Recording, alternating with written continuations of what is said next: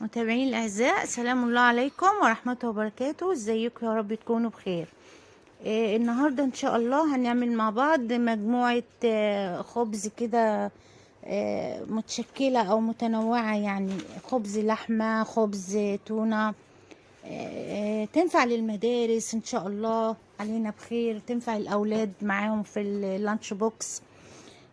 تنفع برضو عشاء، تنفع فطار، يعني هي إن شاء الله هتبقى جميلة لكل حاجة. انا هنا معايا كيلو دقيق، واخدته طبعا، ويعني اديته كمان كده شوية خميرة جافة معلقة، واديته كمان معلقة بيكنج باودر، واتنين معلقة سكر، ذرة ملح صغيرة. كلهم دي مكونات الجافة. بدأت طبعا اشكلهم مع بعض، قلبتهم يعني كويس. وكان معايا علبة زبادي. طبعا احنا بنحط الزبادي في العجينة عشان تبقى طرية معانا وهشة. واخدت كمان بياض بيضة بالشكل ده، فصلت البياض عن الصفار. طبعا صفار البيض مش هرميه، هخليه في الاخر، هدهن بيه وش المخبوزات. وطبعا بدأت أقلبهم كويس بالشكل ده. وكان معايا مية عادي من الحنفية. طبعا الجو ما يساعدش على اني احط مية سخنة، جو صيف دلوقتي، فاحنا بنشتغل بمية من الحنفية عادي. وطبعا بحط المية بالطلب، يعني احط مية لو احتجت اخد كمان، ما احتجتش خلاص. وشوية زيت زيتون بالشكل اللي حضراتكم شفتوه كده، يعني زي 2 معلقة كده كبيرة. عادي لو ما عندناش زيت زيتون، زيت عادي، زيت ذرة بتاع الأكل عادي، بس هو بيحبذ المخبوزات، بيبقى جميل فيها زيت الزيتون، وخفيف طبعا وصحي. بس ما فيش مشكلة لو أي زيت عادي، ما عدا زيت التموين طبعا ده مرفوض. وبدأت أعجن بالشكل اللي حضراتكم شايفينه كده. طبعا العجن، هي بتاخد كمية عجن كويسة جدا لحد ما أحسها بقت متجانسة في بعضها، عشان تبقى عجينة كده جميلة وناعمة، وتتشكل معايا بسرعة، وتبقى خفيفة بعد ما تتخبز. بالشكل اللي شايفينه حضراتكم كده، انا خلاص مرحلة العجن كده انتهيت منها. وبدأت طبعا اغطيها واسيبها تقريبا من تلت ساعة لنص ساعة على جنب، تختمر شوية، او يعني تبقى تاخد شكل مرتفع اكتر من كده. وهنا بقى دي الحاجات اللي هشكل بيها. دي عندي لحمة مفرومة، حطيت عليها شوية كزبرة خضراء طبعا، وطبعا مقطعة طماطم، مقطعة فلفل، حطيت بيضة عشان يتماسكوا مع بعض. تبلتهم برضو حتة ملح وفلفل خفيفة، وقلبتهم كويس جدا، وحطيتهم على جنب. وبدأت اخد التشكيلة التانية. طبعا بحب التونة جدا في المخبوزات، بتبقى طعمها جميل. وبحس ان انا باكل بيتزا تونة، يعني جميلة. بس كان لازم اصفيها من الزيوت اللي فيها. صفيتها زي ما حضراتكم شفتوا كده، وشكلتها طبعا برضو طماطم مقطعة، وكمان حبة فلفل مقطعة، وشوية يعني اي خضرة عندك، بقدونس، كزبرة، اي حاجة. وحطيت شوية جبنة موتزاريلا، وطبعا قلبتهم كلهم. وهنا العجينة اختمرت وبقت معايا جميلة جدا وطرية وهشة طبعا. بدأت طبعا اخد العجينة، قسمتها لثلاث اجزاء، لان انا هعمل حاجات يعني 3 اصناف، هشكلها ب3 اصناف. فانا اخدت اول كورة كده، فرشت شوية دقيق، وبدأت اشكل العجينة. اول حاجة طبعا بدأت افردها. فانا هنا فردتها يعني تقريبا بسمك، يعني اقل من السنتي بسيط. وبدأت أفرش عليها خليط اللحمة اللي أنا سابق قبل كده، وكنت شكلته مع بعض بالشكل ده. فرشتها كده كويس جدا، طبعتها يعني على العجينة بعد ما فردتها. وبدأت طبعا ان انا اشكل العجينة. وطبعا دي جبنة موتزاريلا حضراتكم، يعني اللي مش عايز برضو عادي ما يحطش، بس هي برضو يعني بتدي طعم لأي مخبوزات عامة. يعني البيتزا والمعجنات والحاجات دي بتحب الموتزاريلا عامة. والاولاد بيفرحوا بيها برضو في الاكل، بتبقى جميلة يعني ممتعة، بتدي طعم كده. طبعا كان لازم افرشهم كويس جدا والزقهم كده في العجينة برضو عشان ما تجيش تفرول معايا. وبدأت اشكل العجينة بالشكل اللي حضراتكم شايفينه كده. انا بحب اعمل الرول ده قوي، لانه بيديني في النهاية بعد العجينة ما بتتخبز بيديني عجينة يعني حلوة جميلة، ما بتبقاش مكبسة كده وملزقة من جوه، لا بتبقى مفرغة وبتبقى خفيفة. فبدأت اشكل يعني بالشكل ده الرولات دي. وطبعا شكلتهم على قد ما خلصت معايا العجينة،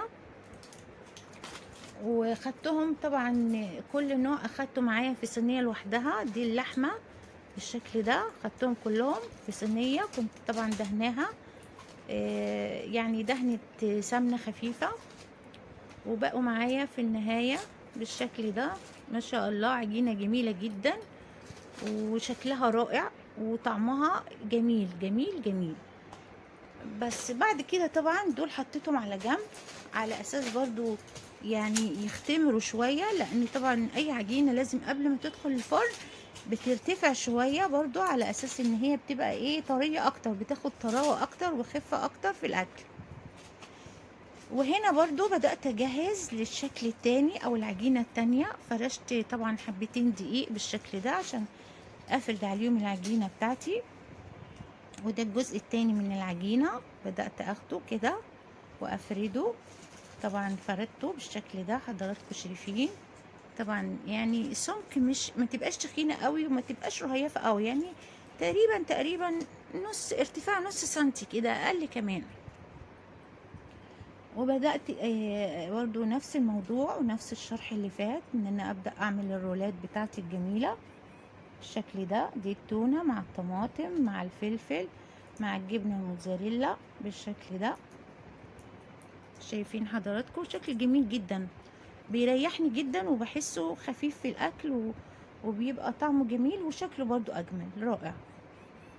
ما شاء الله العجينة كفت معايا. لو تلاحظوا حبايبي ان ده كيلو دقيق فقط، يعني انا بص شكلت منه قد ايه، ما شاء الله اللهم بارك. يعني اداني كمية جميلة، يعني غدا وعشاء وكمان فطار. ده كله بكيلو دقيق واحد بس، فما بالكم بقى لما نشتري الكمية دي من بره هنشتريها بقد ايه؟ طبعا حاجات بره غالية خرافية. كده خلصت معايا العجينة. كنت واخدة صفار البيضة اللي حضراتكم شفتوه قبل سابق، وحطيت عليه معلقتين خل عشان الزفارة. وبدأت أدهن العجينة كده من بره. وطبعا كنت مسخنة الفرن، أهم حاجة نسخن الفرن كويس جدا جدا قبل ما نحط أي عجين. ودخلتهم على درجة حرارة 200 على الشبكة. وهنا بقى كان باقي معايا اللي هو الجزء الثالث من العجينة، كنت لازم اعمله حلو يعني نحلي بيه او نفطر منه، بيبقى جميل برضو. اخدته على حبتين دي زي كده، فرشتها وبدأت افردها. ودي حضراتكم شايفين دول معلقتين مربى، بدأت احشي بيهم العجينة. فردتها كلها على العجينة. ودول برضو شوية سمسم، يعني قيمة غذائية برضو، والسمسم طعمه جميل وفايدته اجمل. بدأت أرش سمسم كده على المربى بالشكل اللي حضراتكم شايفينه، وبقت معايا بالشكل الجميل ده. بس فبدأت برضو فردتها، بدأت ألفها رولات بالشكل ده. وبدأت أنتهي من تشكيل العجينة واحدة ورا واحدة. وكانت معايا الصينية طبعا دهناها سمنة خفيفة جدا، يعني ما بحبش أدهن الزيت، لأن الزيت لما أجي أدهنه في الصينية في الآخر كده بيدي طعم للعجين مش حلو، أو يبدأ يفوح على العجين. فأنا دايما حتى لو أنا عجنة بزيت لازم أدهن سمنة، ما أحبش أدهن بزيت. فدي سمنة أنا دهنة بيها. وشكلت العجين بالشكل ده. وهنا المربى بدأت، دي قشطة على وش العجينة، أنا كنت أحطها مع المربى بس هتسيح من جوه. فأنا بدأت أغطي وجه العجينة كده بالقشطة زي ما حضراتكم شايفين، على أساس تديني لون جميل وبرضو بتبقى لذيذة. وهنا حضراتكم منظر بقى المخبوزات بعد ما استوت. ما شاء الله قمة الروعة، والطعم جميل ولذيذ. طبعا دي اللحمة ودي كانت التونة، وطبعا المربى. فانا اخدت كل دول ما شاء الله بكيلو دقيق فقط لا غير. يعني انا اخدت كمية ما شاء الله اللهم بارك، جميلة جدا يعني جميلة. والطعم طبعا لذيذ، والعجينة خفيفة وهشة وحلوة. وطبعا ما اقولكوش يعني الاولاد ما شاء الله بيحبوها جدا.